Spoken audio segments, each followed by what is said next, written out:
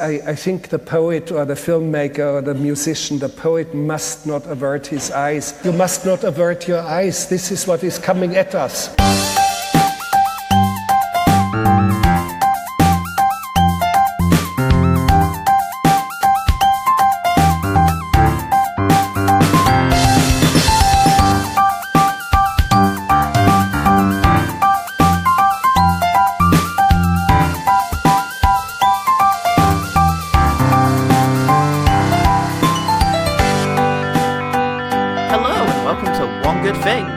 That tries to find the one massive prehistoric beast that it's safe to shoot with ice bullets.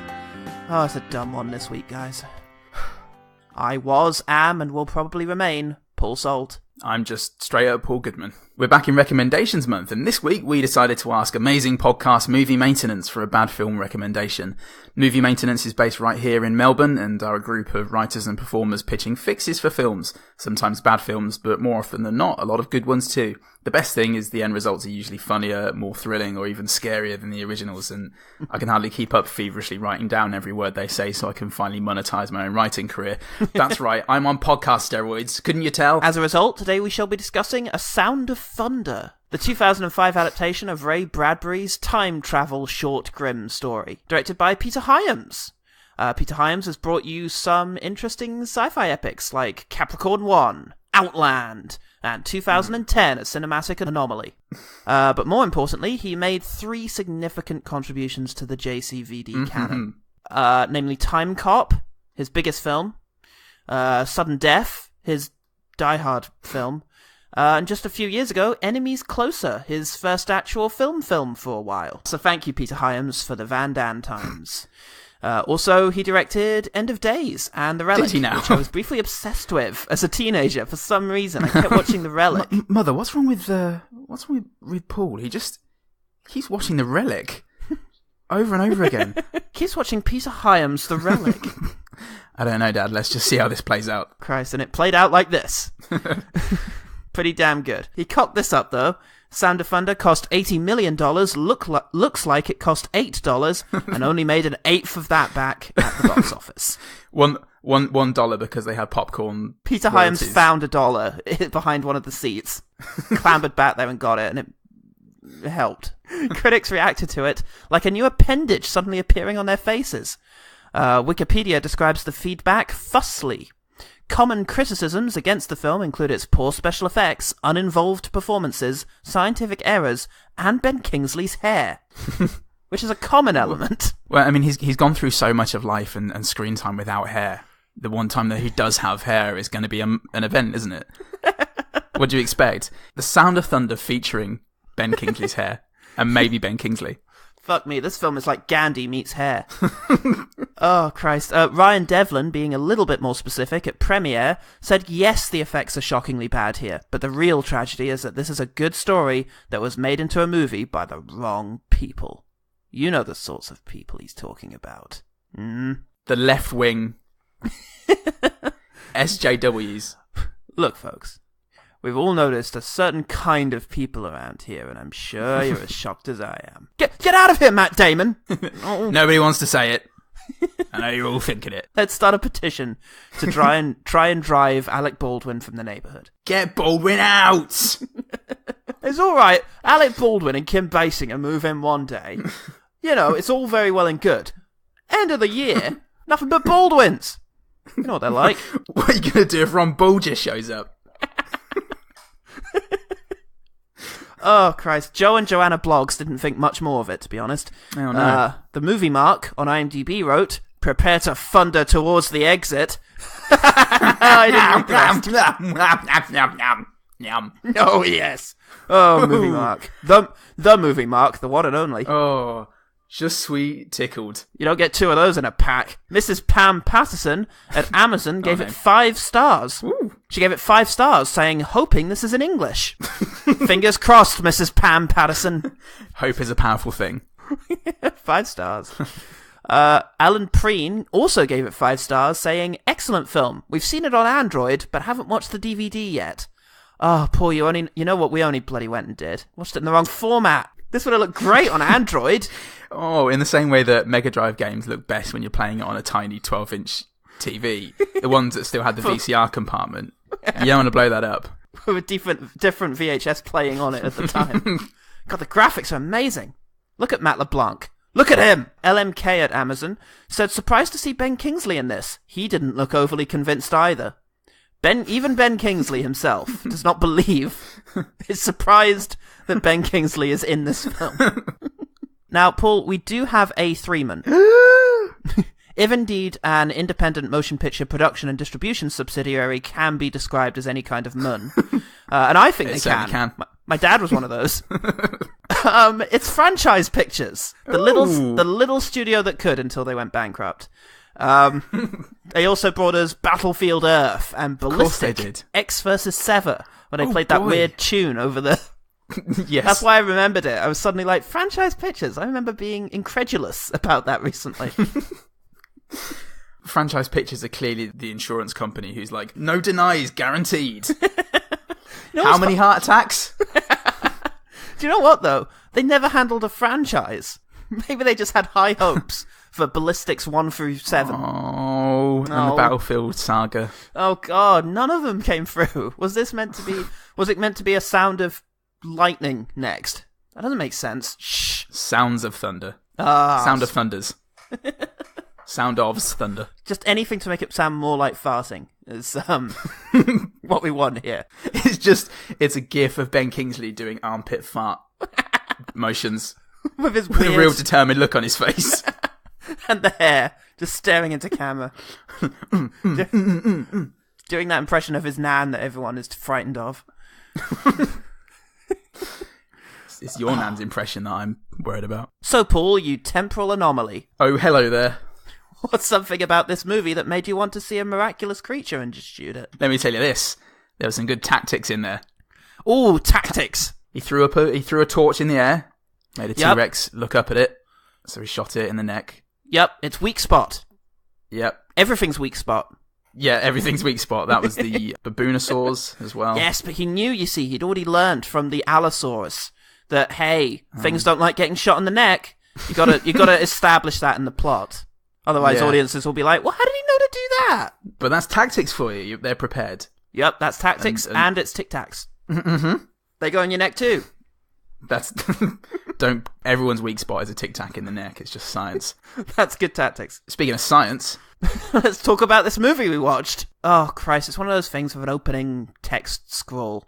But basically, there's a company. It's the year 2055. There's a company you can pay to go on back in time and just see the majesty of dinosaurs and, how great they are and shoot them. Rich people have their foibles. Yeah. But it's very special because they go and find the same T-Rex every single time who's just about to die. Which makes no fucking sense whatsoever. Why do they not run into each other themselves? No, well, that never comes up again in the film pool, multiple timelines. No, it's definitely not a thing. Nor would murdering a dinosaur that was going to die of natural causes or of a volcano make any difference either. Yeah. They could have shown, if they could have had, multiple dinosaurs. Oh, look, this one's about to fall into a pit of knives. So quickly shoot him before he does it. Or this one's about to get eaten by an even bigger dinosaur. So he doesn't mind if it's already dead. Well, I suspect they had £7.50 for the dinosaur animation. Just keep using this one. Yep, and every time they come up, they're given the same speech by Ben Kingsley, who is Hatton. Yeah. Dr. Hatton. Or no, he's a businessman. Charles Hatton. Charles Dr. Hatton. Are you a doctor? Charles Dr. Hatton. I was christened Dr. Charles Hatton. Very convenient for moments like this. Today you stood shoulder to shoulder with Columbus discovering America, Armstrong stepping on the moon, Brew Baker landing on Mars. You are true pioneers on the very last frontier, time. On behalf of all of us here at Time Safari Incorporated, I congratulate you on a truly thrilling hunt. I'm proud to know you. Lip service to rich people who are going to continue paying for this service. Yeah. Okay. We have a character, Sonia Rand. Yes. She invented the artificial intelligence that they used to find dinosaur. The dinosaur that's going to die. Yeah. The dinosaur. Singular. Yeah. She comes in, sprays everyone with blood, and then, gets escorted, and she's like, all right, fine, I'll go. And it's like, did you imagine you would be able to stay? after spraying this blood at everyone. But Jesus. she's angry because we keep killing dinosaurs in the past.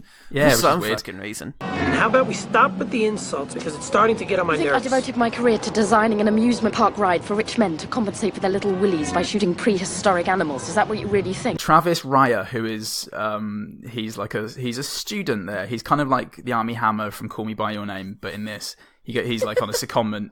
He's got a work thing going on. He's researching, and I think he wants to save some shit. And he catches up with Dr. Rand. Oh yeah. And they're like, oh, what's the problem? There are fail-safes in place. We never make mistakes. Everything's going to be Biofilter. fine. Yes, good. biofilters. Can't bring anything back. Can't change anything there. It's fine. Fine. Yeah. Fine. She's like, I disagree, and then just walks away. Yeah, but they don't have sex. The next time they're about to go through, Yes. Travis, he's just waiting, and he's like, okay, everyone, just remember the rules. Don't step off the path. Don't disrupt anything. And he's like, and remember, don't look into the light. That's just a joke, folks. We have to keep it light here. And somewhere, Ben Kingsley hears this over a microphone and says, fuck, that's a good joke. Fuck. Oh, Christ. That's good. Just before the next time, there's a porter. Oh? He's moving all the guns. I know. Oh, he's moving all the guns to go to the time capsule thing. He's having a look at one of the lady science gun team members. Yeah. And in having a look at this lady, he knocks all the guns into a wall and disrupts them. Basically, you can see all the nitrogen pouring out of the guns onto the floor. Just when are we going to learn not to have distracting women in places where important business is Look, done? he's just a man. He's just a man. What can he do? He's got his instincts. Oh, what a contrived way to get a problem in this film. Anyway, they do. Yes, they don't look into the light. They go back into the past to see the same dinosaur, but obviously a different incarnation of it, a completely new animation of this dinosaur. And of course. As they do, Eccles is the chap who's a bit jumpy. Oh no! The other guy, Middleton, he's a classic male. He's your red-blooded, red-meated... He's your classic Corey Johnson from Spooks. That's the one. And other things, which surprise me. He's like, look, Eccles, you better not be a pussy. Grow some balls, yeah. Oh, I hope you don't get a T-Rex in your vagina. And Eccles is like, oh... Just, they're both very well-rounded characters. They go to shoot the T-Rex. The guns don't work because, remember, our old lad mate. Yeah. You'll remember, science treacherous lab. woman. Yeah. So, the guns don't work. They have to improvise a solution, which involves throwing a flashlight in the air. It's all very good tactics and tic-tacs. Mm-hmm. And they can all go home afterwards. We, the audience, that's us, listeners, are alerted to the fact that there's a muddy track on the special path they're not allowed to step off of. So clearly, one of the dinosaurs has clearly come back with them. That's what I took from that. Yep. Hidden on the sole of someone's shoe. Yeah, now there's going to be a dinosaur in New York. Yeah, and it cuts to all of them sitting in the office around a meeting table, and Ben Kingsley's looking livid, and he's like, what do you mean everything went okay? How do you explain this? And then it pans left, and there's a T-Rex sitting at the table. Going, hello. No, we didn't do it. That's unrelated. Unrelated T-Rex. The next day, they go back. They're going to go for another time jump. And for some reason, Travis... Yeah, try and dump. Travis isn't feeling too good about this. Ben Kingsley runs in and is like, you're going to tell your great joke, right? Your great joke about the light? You're going to do that, right? We're not even in the place where I made that... No, I'll do it. Hey, everyone, don't look into the light. Don't look into... I'm sorry, what light? Oh, no, in a minute, when there's light, you don't look into... No, but you can. You see, that you can, though. It's... Okay. Yeah. Oscar award Gandhi himself. So they go back in time again. And this time, they see that the T-Rex is already dead. He's already in the oil swamp thing. Yeah. Oh, no. And what comes after that? It's a bloody volcano. So the poor Japanese businessman who paid hundreds of millions of dollars to kill this particular same T-Rex can't. They have to go back. Yeah, they go back then they outrun the pyroclastic flow, shooting forth from the volcano. And Ben Kingsley's there and is like, I'm so sorry you didn't get to kill a dinosaur. Please feel free to kill any member of my staff. Including me. Including me, if you Consummate like. businessman. I would welcome it. Here you go. But at this stage. So he's the guy is trying to figure out what the fuck's going on, so he decides to go check out the crazy hysterical shouting woman, because she'll know. Yeah. Well, she's English. She's going to know. Little willies. Yeah. At this stage, I think there's some creepy plants growing out of buildings. Yeah, there's unseasonable November weather. That's it. That's the main changes that whatever this past thing has done, is that now you can't travel back to this very specific time in the past. It's very hot, and there's some plants. No! Some proper plants, though, not like shit English ones. Like, oh, God. You know, like middle of the rainforest ones that are going to split the world in two one day. That kind of plant. Yeah. Everyone's very surprised. Wankers. Ooh. And everyone's very surprised. So apparently this has been happening recently. It hasn't just been changes over the course of millions of years. So no, everyone seems to remember it not happening. Yes. And there's a very good explanation for that later. Just you wait, sir. And I can't wait. Well, you have to. Oh. He finds Dr. Rand. Yes. And he gets into her apartment using subterfuge. Yes. And tactics. Yeah, and he gets in and they have a chat. And he explains that, yes, somebody brought something back. And she's like, I knew this was going to happen. You didn't listen to me. And he's like, well, you know, you're English and, you know, it's charming. And but then she says, look out the window. Yeah, she says something like, I suspected this was happening. Yeah, just come on. Take a look at this. And opens the window, and a fucking tidal wave of time, of energy, is sweeping over the land towards them. It's like, did you clock that like 20 minutes ago? And she's a scientist. That's what science is, Paul. Oh, that's interesting. Just take a look at this, and just opens the door, and there's a fire. The time wave hits them, knocks them over the banister. They crash land on the floor below. A woman emerges covered in fucking ants. That's at her front door. Her front door. She's screaming at the front door. They open it. She's covered in ants, like everyone's seen Indiana Jones in the Kingdom of the Crystal Skull. Absolutely, like what happens to creepy Russian guy. But she's like, ant woman. Antogram. Yeah. Then they explode her apartment to kill all the ants. Yes, that was the only thing to be done. With some wonderful reaction shots, and yes, they land safely on the floor, many floors below, look around them and discover that the entire of New York has been overgrown by massive plants. Science! They get back to the lab. They let her in because, fuck it. Science. Security? Security's dead. Security's turned into plants. They're now into, respectively, a small bowl of petunias and a shark plant. Yeah. And they're now more concerned with getting adequate water and sunlight supplies. So and just generally photosynthesizing. And it's really gotten in the way. It's really gotten in the way of the basic responsibilities they had beforehand. They have a chat and they're like, well, we've got to figure out who brought what back. Who's that jumpy guy? Eccles, you say? Yeah. Well, an interesting character. Yeah, let's go find him for 20 minutes. So they do that. There's some exposition here. So something to do with rings of time. The reason you couldn't go back to the original Allosaurus is because there was a ring of time coming away from it, so you were only able to go 5 minutes within. We can't just travel back and get you to... This is it. We can't just travel you back and get you to fix things. We need to send you 1 year back because we're going to jump over the rings? Like a fucking jet ski on a ramp. Yeah, gonna go something over like rings. that. She proves the point by getting on a small jet ski, pushing herself awkwardly over a ramp. There's no water, so it's very awkward. Just like that. Oh. Okay. Oh, I see. Thanks, science.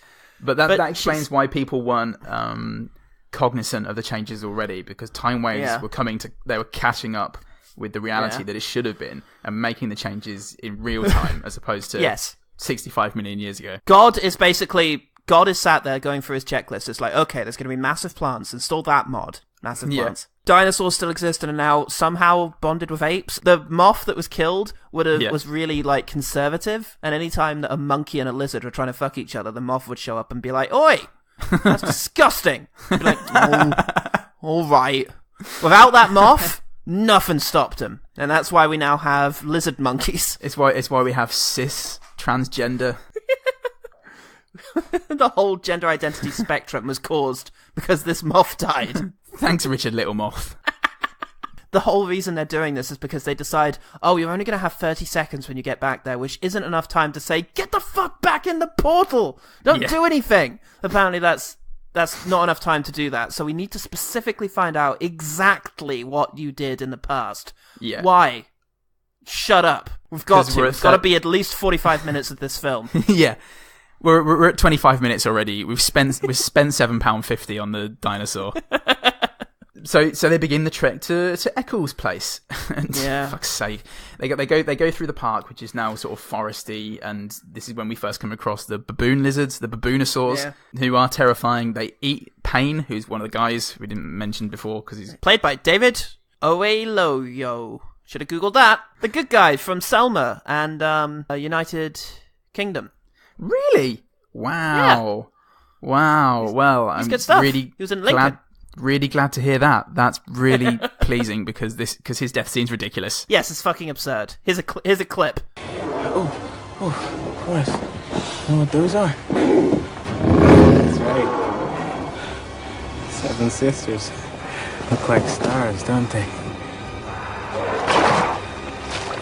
But each one is a whole entire galaxy. Oh, classic. One for the ages. Classic Dave. Anyway, he dies. They make it to Eccles' place after they save a kid and a dad from a baboonosaur who we never see again. Yeah. Nope. And then we get into his place. He tells us, he swears blind that he hasn't got any of the stuff on it, and obviously as audience members we're like, well, of course, it took us 20 minutes to get here, there's no way he's not going to have something. Oh, he doesn't. Better go to Middleton's place. Oh, that's going to be another whole trek with we're here. Yeah. Oh, brilliant. Guess nothing happened. But Middleton fucking happened, and he's here with a gun, and he is insane because Payne David Oloweyu died because he was attacked by thorns, and it put venom in his body and sent him all shit. Middleton has had the same thing happen. He's running around basically in his pants, not literally but figuratively in his pants, with a gun, shouting many things such as put a clip in. Oh, classic Middleton. And, brilliant. Yeah. He ends up shooting himself in the head because it happened in the short story, and even though we don't understand the significance of it, here it is. Yeah. So they find out he stood on a butterfly, a very conservative right-wing butterfly. So now we know that in his 30 seconds, he absolutely needs to... Oh, also, Kingsley shut off the biofilter, so it's kind of his fault as well. Oh, yeah. So, because otherwise it would have filtered that out and they would have known about this much sooner and fixed it much quicker. Yes. But he turned it off to save money. So, in his 30 seconds, rather than just saying, get the fuck back in the portal, quick, he now needs to say, don't step on that butterfly. Also, you really need to talk to Ben Kingsley about his biofiltering technology, because actually it's a false economy to be trying to save money on this. There are many other places that are much more cost effective. I don't know if you noticed that quite a bit of our security is being executed by a houseplant, but... I really feel like that's a mug's game. Look, honestly, there are rules and regulations in place for a reason, and we follow them. Why do we follow them? Repeat after me. To avoid mistakes. So, with the plan in place... They go back to the lab. They find Ben Kingsley dead. Yeah. And they find the government agent guy hiding in a cupboard, who's like, shh. He's like, what is it? Shh. I'm talking quieter than you're shushing me. Shh. Shut the fuck up. You've got to be quiet! There's bats everywhere, and they killed Kingsley. Yeah, I'm sure, whatever. There are also baboonosaurs all sleeping on the ceiling. And yeah, like bats. They also have that power, and they go back to the time jump capsule, and they but it's not working. It's not working, so they have to travel to the next one, which is... It does. They go to one that's at a university. There's an underwater level. It's so fucking tedious, the plot. It's just a matter of, oh, thank God, we finally arrived at our goal. Nope, you gotta go this place now. Not yet. Here's another thing. Oh, fuck. They survive an underwater battle. They get to the time thing. They go back. He goes back in time just as everyone else dies. Yeah. And the scientist has reverted back to some sort of weird... other version of humanity that happened because this butterfly wasn't around to stop early man fucking a fish thing. Yeah, weirdos. Everyone has very big thumbs, but that's okay. Nobody pays attention to that.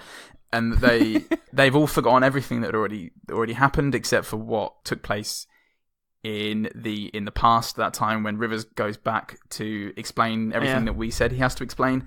They come back to the present, and it's the present just at the end of the Eccles and Middleton jump. Yeah. Everything's back to normal. Yeah, they say, hey, turn the biofilter back on, you prick. And they're like, no, okay, click.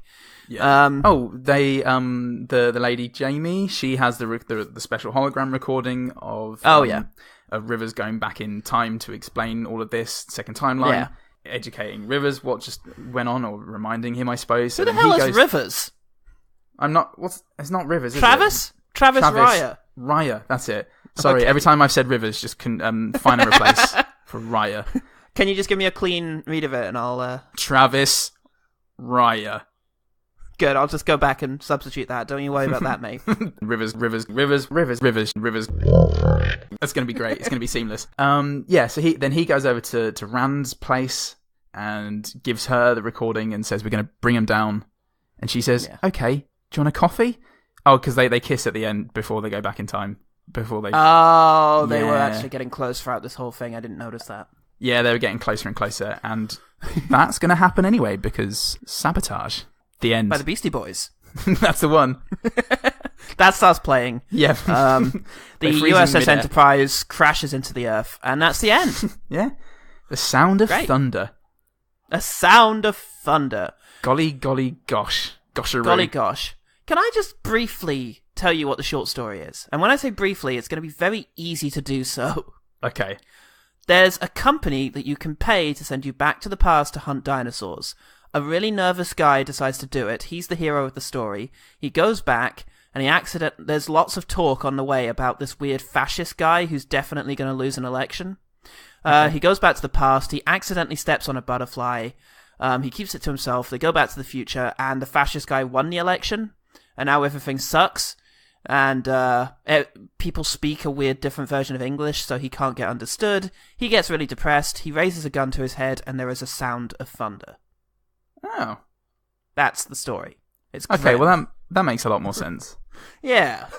That's why that guy just shot himself randomly halfway through the film. It's not even the same guy who shoots himself. It's Middleton. No, it's the boar. Yeah. It's not the nervous, fidgety guy. That's Eccles. No, he's fine. Yeah. He goes on to invent many different types of cake, but not Eccles cake. Yeah. He goes on to become a fascist dictator, weirdly. So, I mean, I was reading that Ray Bradbury was unhappy with some of the decisions that were made in this film, and I can kind of see why now. Film. The film, yeah. A sound of thunder. So what's that about, Peter? Oh, dinosaurs. When a butterfly flaps its wings, it sounds like thunder. In the present, though, science doesn't really know what it's doing, does it? No, it's got some really interesting premises in there. The idea of changing the past and slowly watching the future change in accordance. And it's actually probably, of all the sort of explanations of the butterfly effect in films, the scientist guy's one is probably one of the most satisfying in explaining how a tiny change can snowball. You kill a bee, and maybe the flower it was going to pollinate doesn't grow. And the seeds it was going to spread don't get spread. And the animal that was going to eat the vegetation doesn't have the food to eat, and it dies. And it was carrying the genes for a new kind of animal which doesn't get to occur. And it alters the course of evolution. A single bee. Yeah, that was surprisingly competent. I was impressed by that bit. The only problem is, what I was thinking throughout this was that I'm pretty sure The Simpsons already did this and did it better. And it made more sense when The Simpsons did it. The idea that you return to the future and everything is just different makes sense. The idea of waves coming off, like ripples from the past, it just feels like, the Earth is catching up, and there's these very specific rules. And at various points, the chick, Sonia Rand, is at various points just saying there'll be a ripple shortly, and it's going to change everything, and humanity will be the last ripple. And it's like, how do you fucking know any of this? I know. My degree was in ripple technology. My degree was in things that have never and will never happen. I quite like the time wave idea in and of itself. I think it's a cool idea that because that's when that's the time from when you went back to change things in the past. That's the point that needs to be caught up to. Right. It's an interesting idea, and I think maybe if that would have been not the sound of thunder, but a completely different film with different mechanisms, then it could have been better explored. Because time travel, it's pretty much you set Yeah. You set the logic that you want in your film. But if you're going from one story that has one very clear structure, like logic for how time travel works, and then you try and introduce a whole new logic for how time travel works, it's just very, very silly and bad. Yes, and the idea of jumping over the loops at the end, it's like, none of this is meaningless. Oh. And it's unnecessary. Why not just have it so that the machine will definitely work, and all you have to do is go back, but you don't know exactly what happened, so you don't know what to prevent, and you want to avoid interacting with your past selves in order to try and minimize the damage. So that's what you've got to do, is you've got to navigate this post-apocalyptic world to find out what exactly went wrong on that mission. Then you can go back and try and fix it. That can be a story. This fucking need to kick the football just a little bit further to stretch out the game. That's how that works, I think. That's football. Oh, I've just kicked that. Now it's over there. No. Well, we'll pick it up in the third half. There was just so many contrived episodes in this film because they couldn't fill it out with more of the same interesting theory or character moments. It's a short story, Paul. There's only so many in there that we can steal. Short stories have never been made into perfectly perfect feature films. Never, ever, ever, ever. Look, we're not bringing anything of our own to this, so we've just got to stretch out what we've got. Another 5 minutes of walking should do it. Why didn't they just do the original story? Why didn't they just do that? It was interesting, and they could have made it 75 minutes and just had loads of cool stuff. Or like, if they wanted to expand on it, do what the Simpsons did. Fuck it, there's no shame in that. Just have them keep going back. Yeah, and that's weird what shit I wanted. keeps happening. Yeah, I was expecting them to keep going back, and again, because spoiled by the Simpsons, you can't watch any classic film or terrible sci-fi conceptual films anymore without thinking, well, the Simpsons did do a really good job of it. And if they'd have just kept sending Rivers, he's always Rivers now. He's Rivers. John Ryers. John Kowalski. They could have kept sending John Kowalski back to be like, okay, I saved the butterfly, but I stepped on a bloody. I walked into a brontosaurus fart. Oh no! And then you come back and everyone's got huge foreheads like me. Oh god, no! But like, he just goes back. How about he just fucking goes back? Tries to put it right the most logical way possible by saying, okay, everyone get back in the time machine. Gets back to the present, and somehow that hasn't worked. And like now he's got a problem, because rather than the audience being frustrated of just do the obvious thing, he's tried the obvious thing and it didn't work. So now we've got to go further and find more explanations. It's going to keep our investment up, because we're not throughout the whole thing just thinking this is so fucking dangerous and there's no point in doing it whatsoever. It's a film that really needed to be driven by its special effects. It needed to be atmospheric. It needed to have great cinematography, and it needed to have the feeling of like Jurassic Park of, we're going back into the past now to face creatures we've never seen before. It is unfortunate that the film looks like garbage then. Yes. Yes, there are more than once I wish that it didn't treat us to a lovely sweeping panoramic shot of the city when the whole city was very obviously made from one bit of graphics card. One pixel that they had. There were so many outside shots of them walking down the road when they were clearly just on a treadmill. Yeah, that was so awkward. And the background is moving at a different speed than they are. Surely at this stage, you're looking at that footage and you're thinking, we could have just shot this outside and just modded some cars. They needed to film the whole thing in Czechoslovakia, was the thing, in the Czech Republic. Yes. And so why didn't they don't have jungles there. We can't afford to go film on location. You've got to have some style. And I think that the problem is that they wanted to film it incredibly flat. For some reason, there's no dynamicism to it. I don't even remember any characters like being over the shoulder of another character. Everyone just walks in a straight line, and it's in flat. And that dinosaur attack is the most uninteresting thing. And it makes no attempt to disguise how bad the CGI is. Like, when the guns fail, the dinosaur comes up to one of them, growls in one of their faces for a really long time. No close-ups of, like, the famous Jurassic Park shot of the T-Rex getting right in Alan Grant's face and, like, sniffing off his hat. Nothing like that. It just stands awkwardly there as they calmly discuss what's wrong with the guns.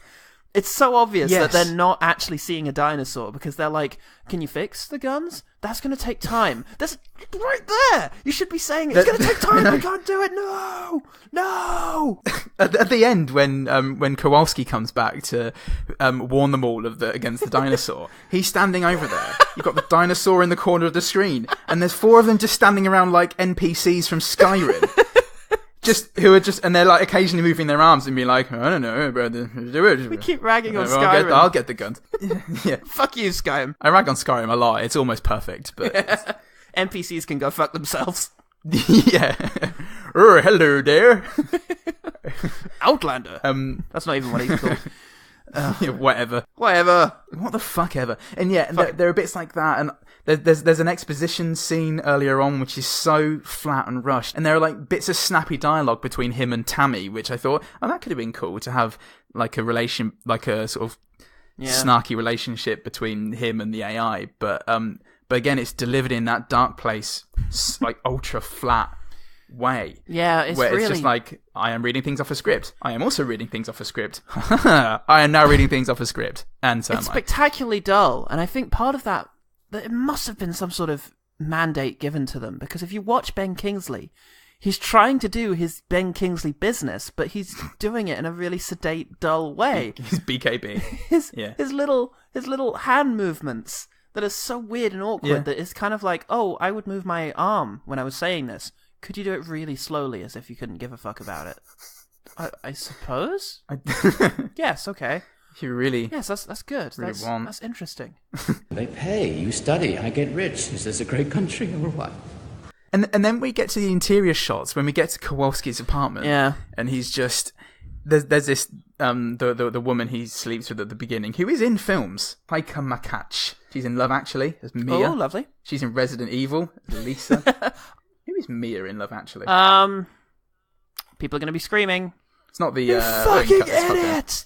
That's not the maid, is it? Oh, it could be. Colin Firth. Whilst we're on the actresses, though, I just want to mention Jemima Roper, because for some reason, in her background bio on Wikipedia, it mentions the fact that she passed 8 GCSEs with A star and A grades, and then also got 3 A grade A levels, and then she bought her first home at 19, and for some reason that really made me annoyed with her. And I was really happy that her performance in this was so terrible, and that's nasty of me to think that. Oh, but it just makes me feel really sorry for her, because why is it in a fucking IMDb bio? Why? Like, I've never seen someone's A-level and GCSE results. And I got fiercely jealous of her and just wrote down all the dumb things that they had her say. She's also 5'3", so you're way taller than her. Fuck yeah, I am. I could kick her over a hedge if I wanted to. She's had a very fulfilling TV career, it seems. Well, anyway, when we're back in the apartment of Kowalski, and he's sleeping with the woman from Love Actually, and she's like, Mia. When did you move? Lovely. Mia from Love Actually. Oh, she's my favourite. Of course. Oh, I fucking love Mia. And she's like, oh, have you just moved in? And he goes, no, I've been here about 2 years. And she's like, it's like, can we see the apartment then? What made her say that? You need Christopher Walken to come in and walk around the place. Mia... Fuck every corner of the scenery. Mia was the secretary that Alan Rickman was sleeping with. Oh, yes! Of course it was! I now can see her face in that. Brilliant. Awesome. Good stuff. So yeah, it's just another incompetently done film. It doesn't play on the strengths that it has. Yeah. And it really emphasizes the weaknesses. No, it really, really emphasizes it's them. very obvious to see how boring the whole thing is, both the characters and the plot of just plodding around. And I'm really sorry, because he has been in other things, and I'm sure he's good in other things, but Edward Burns as our lead character, my word. What a nothing man. With that voice that's just the generic voice of protagonists. Yeah, you feel like he would have voiced a lot of video games in the past. Mark Savlov at the Austin Chronicle said that this film is so bad it's good. Is that so, sir? No, I don't think so. No, disagree. It was utterly dreadfully boring. It's not funny enough. The CGI is sometimes, and CGI and Ben Kingsley is sometimes funny enough to get some laughs out of you, but that's not frequent enough to make up for how dull it is. No, I laughed once. Yeah. And that was all down to Middleton, man. That man was a gem. When he was going through his crazy phase, his Venom phase. Where are you? Drop the gun! I don't want to shoot you. Why not? I want to shoot you. It's just glorious. He's very, very good in that role. He's really, like, he is the Kenneth Branagh of this film, for me. Well, look, let's talk about some other things that we liked. Let's quickfire. Quickfire. I liked this hologram lion that shows up between one of the scenes between Rand and Kowalski.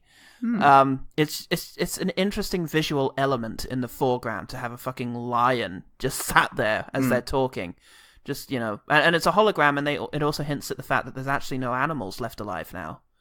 But humanity found a way to survive anyway, which is interesting. But surely that would lead to a greater industry in, hey, when it's a grim idea, get in our time machines and we'll take you back to when you can see animals. And that can be, really depressing as a concept, but also really kind of beautiful. Could have been. That would have been a good idea. Oh, well.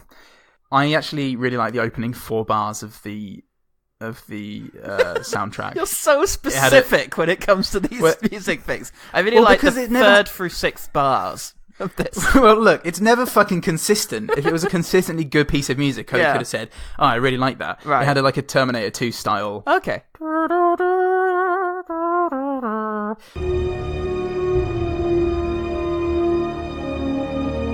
But then it changed. Okay. I've written the phrase, "Oh, the city looks neat." Oh, but then vehicles and people. Yeah. The vehicles look so bad. The way they move, and just so obviously CGI, and then the treadmill, and it's just, oh dear. Dear. Dear. And it's so unexplored, this city. Like, it's 2055. Yeah. What kind of neat shit do we have in 2055? Just no. Yeah, it actually reminds me a bit of the Demolition Man aesthetic. But obviously Demolition Man did it 5 billion times better. Because there's so much detail in Demolition Man. Yeah, exactly. Yeah. I'd have killed for some shells. It just didn't have any of it. Something inexplicable that characters just do, and it doesn't even get explained. Yeah. But there was nothing. There was nothing. Apart from being able to go back in time. But that was explained. But that is nothing. I can do that. Yeah. Watch. It's basic. Just run into a wall. Wow. He's gone. It's a miracle. He's with Abe Lincoln now. I like the premise of Ben Kingsley Hatton praising every single hunt as the most courageous, most thrilling. Yes. It was sleazy business bullshit, but it was well done. It was. And the way he gets out of the Eccles and Middletons, their outrage at almost dying, and he's like, but every other hunt until now they went in, they killed the same thing. You two are pioneers, and they're like, yeah, fuck yeah. It's that aspect of Ben Kingsley's character was great. I thought he's a great kiss ass. The machine they use to go back in time is a practical effect. Like they climb into it and it straps them in and it's really tight and they get shot into the past. Fuck yeah, it is. Might be the only one. But it's there. It's there for everyone to enjoy. I kind of like the thing of the goons mouthing the speech that Travis Ryer gives at the end. He gives a speech about like what they did on their hunt today and how well it went and things like that, and all the goons behind them mouthing the speech as if to say, yes, he's given this speech every single time. Right. It was just a little bit too obvious. It would have been maybe better with just in the background a side shot of them both like murmuring it or something, because they've just been through it so many times. It was a nice idea. Yeah, sure. I really like the idea of just a mud print as an indicator that something went wrong on this trip. Just showing, a little thing of dirt, and none of the characters see it ever, actually. At no point in the film do they see that. When they were looking at the replay, I was waiting for them to be like, wait, what's that? Zoom in. Yeah. But no. Enhance. They at no point find this little patch of dirt. It's just a little signifier to the audience, a little ominous, thing. And I like that. And I actually did like the whole idea of them crowded around this hologram watching it play out. There was something about the dimensions of them getting to be around a table and getting a full view of the path. That was neat. I always like a good desk hologram. I quite liked Catherine McCormack, who played Dr. Rand. Right. I thought she was pretty good. Okay.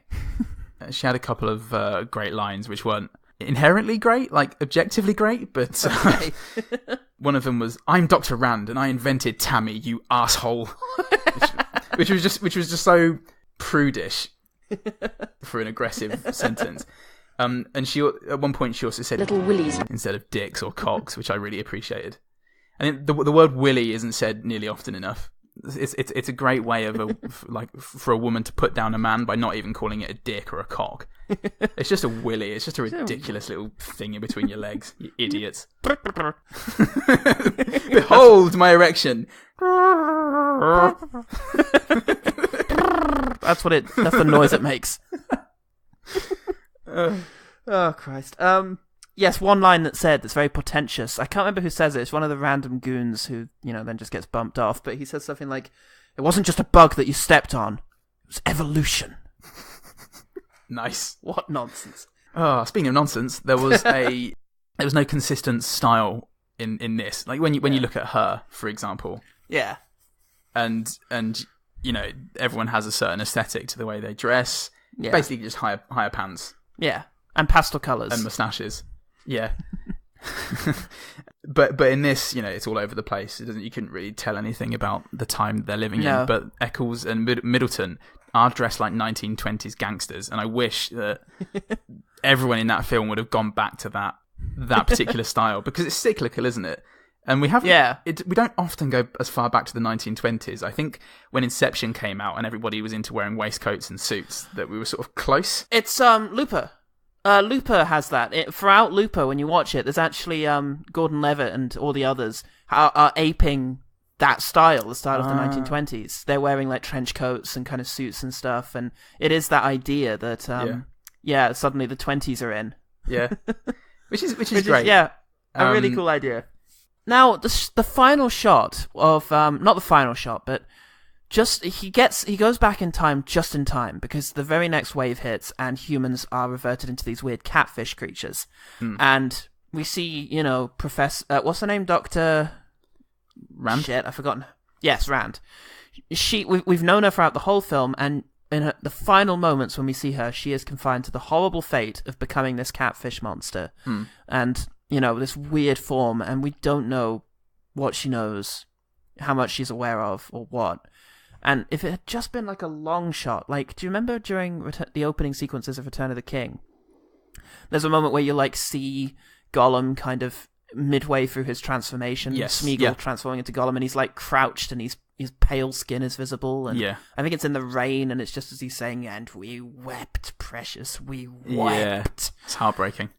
It's heartbreaking. Something like that, like a long shot, just picking her up, would have been so much more effective than zooming in so we can see how bad the special effect is. And having said that, I kind of like the monster design, if not the execution of it.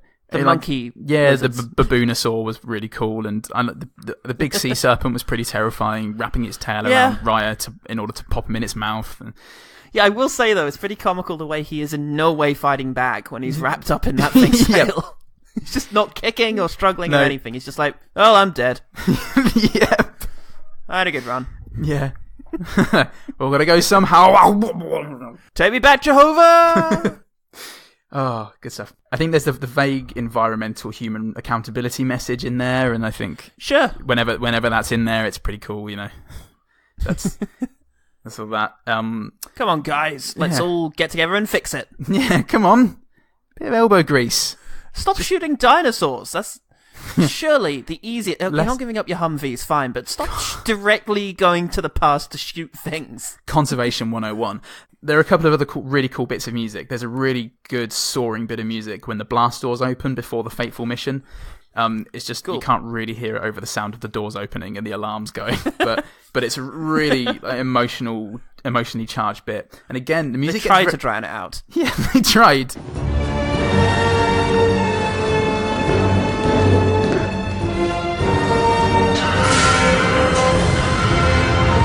Ben Kingsley tried to eat it, but screaming about the light. And the music also gets very Hans Zimmery when they're jumping back in time. That time, yeah, Dimmery Doc. It gets all Zimmery. There's just one very good bit when he's using subterfuge to get into Dr. Rand's apartment. She's not letting anyone in because everyone's banging on the door because they know she's the inventor of Tammy, apparently. And he goes down. There's a deliveryman with a big parcel, and he goes, "Where are you delivering that to?" And then it's a hard cut to him approaching Rand's door in a deliveryman's uniform. He presumably beat up the fucking guy and stole it. Yeah, scene missing. It's a Is that blood on your lapel? No. Yeah, and then just after that, when he says, fertilize the delivery for Dr. Rand, she's got this gun that's poking out of this little compartment in the door, and it's just there's a 2-second silence while the only thing that you're really looking at is the gun. Yeah, and it's just a very good bit of comedy because it's almost like you're expecting the next word to come from the gun. It's a very if it were a comedy, it would be 10 perfect seconds of golden comedy gold, and unfortunately, it was Sound of Thunder. Excellent. Okay, great. That was the quickfire. Now, let us talk about the one better thing. The one better thing. So, obviously, could have gone the dinosaur route, but I think it would have been disingenuous of me to recommend Jurassic World. So, for me, I'm going to go with Shane Carruth's 2004 time travel thing, Primer. Time travel thing. 2 engineers who work... Yeah. Time travel, etc. He's time travel, etc. Primer. 2 engineers who work tech projects on the side accidentally discover time travel. One wants to use it safely, and the other goes a bit more cowboy with it. That's it on paper, but then you remove that sheet of paper and realise it's covering a bottomless pit. It's breathtakingly layered. Yeah. They use this machine to manipulate the stock market and things like that. Yeah. It looks at their friendship straining under the responsibility of this new technology.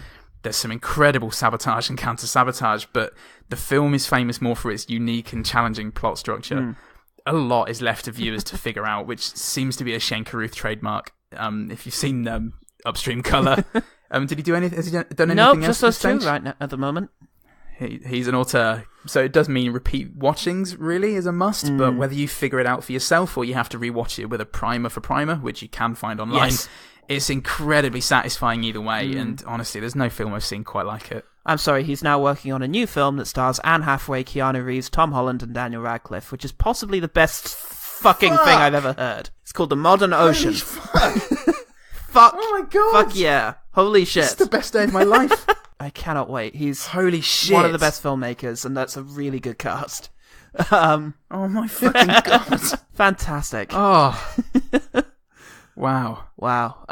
Check out Primer. Check out Primer. It's I briefly mentioned it in discussing my favourite films of all time because Primer is on there. I fucking adore it. And what I love about it more than its sort of complex plot is just the supreme naturalism that is accomplished through the filming method and his beautiful cinematography. Which just, is incredibly naturalistic so that it just feels like the most important thing in the world happening to just guys. Real people that you never question for a just moment. Schmoes. Yeah. And just there's something about the sort of serene atmosphere of the thing and the great portents of it that just carries you through, and it's a really compulsive watch. Brilliant. My better thing is worse than that. Hey! So, as I mentioned earlier, this is not the first time Peter Hyams has played with time travel, and he did so much more successfully in 1994's Time Cop.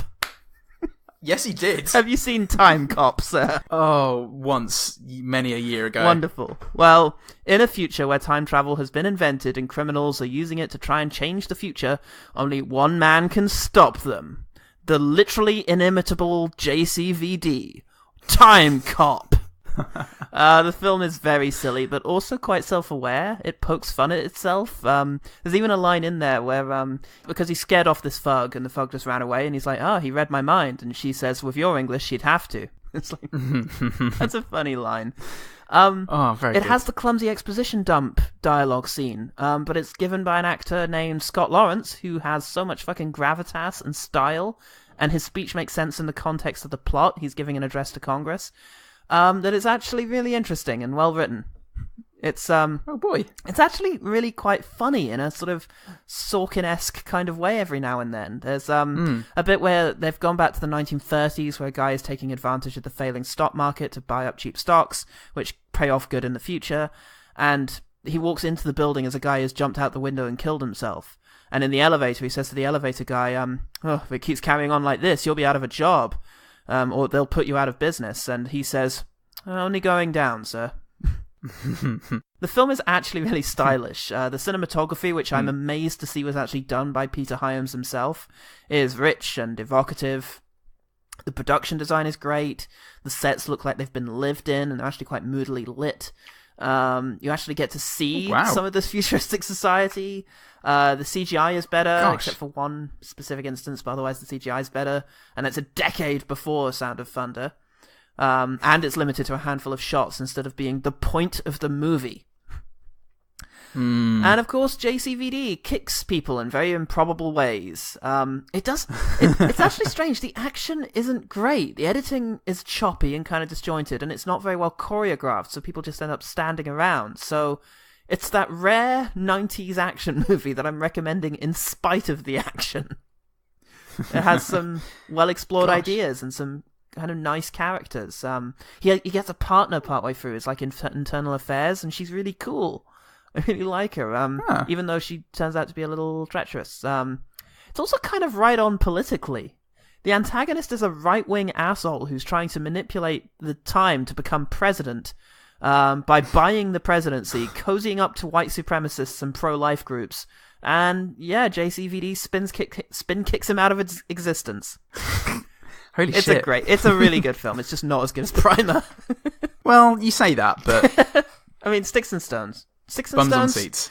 Swings and roundabouts. Apples and oranges. No pain, no gain. Yeah. We all get to go home at the end of the day. Lad's done well. End of the day, we were robbed. Inevitably. And that was The One Better Thing. The One Better Thing. Thank you for listening to One Good Thing. Yeah, thank you for jumping in that capsule with us. Sorry it's kind of small. We had the budget, but our engineers are nasty. Thanks very much to Movie Maintenance for recommending this one. What a surprise that they'd have picked a truly rubbish film. You live and learn, eh? Well done, guys. Yeah. Fix this one. And they will, though. That's the sad thing. I was pointing at my dick when I said that. It's like, hey, fix this. I thought you just meant our ongoing creative output. Fix this podcast, please. Please. Yeah, and do listen to Movie Maintenance. It's very clever and good. Yes. Catch us on Facebook, Twitter, OGTPod, Gmail at ogtpod@gmail.com. Follow us on Podbean. Get in touch. Yay! You can listen to us on Podbean. Get in touch. And iTunes, YouTube now, Stitcher, all good pod catchers for all good phones. Not the bad phones, though. We told you. Never again. Not after Podgate. Yeah.